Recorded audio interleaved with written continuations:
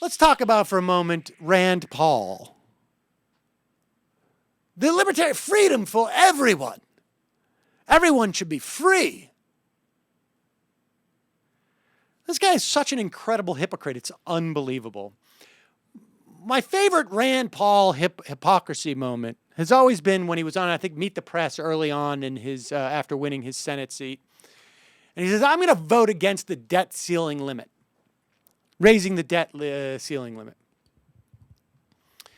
Why is that? Well, because, we need to maintain our debt.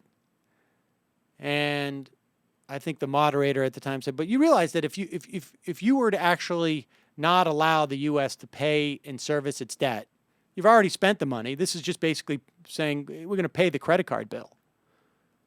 That it could have catastrophic implications for our economy. And he said, well, I'm going to vote against it, but I know it's going to go up anyways.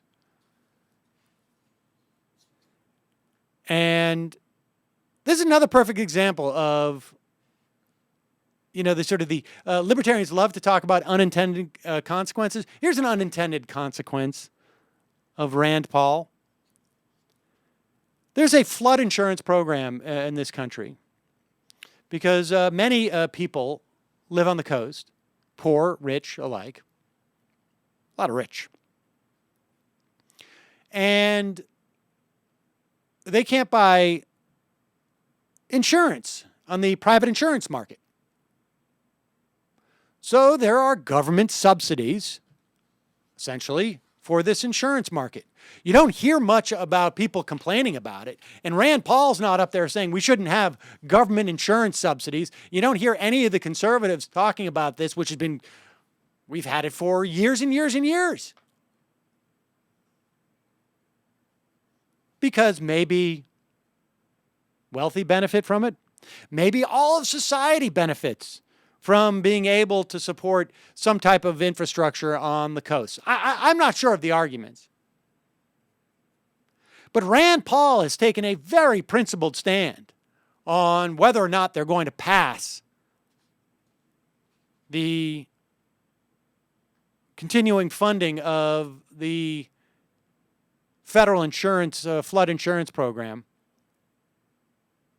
That, I don't know if it benefits people in Kentucky, maybe. But the Senate bill is being held up by Rand Paul. Why?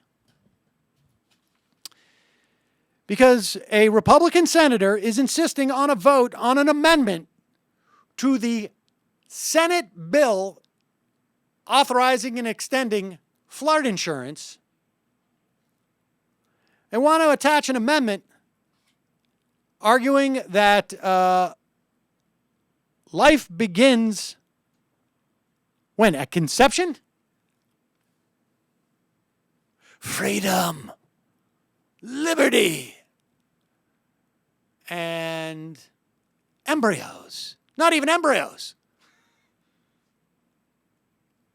An egg that's been fertilized and attached to a uterus is a person. So apparently Harry Reid is like, this is just ridiculous.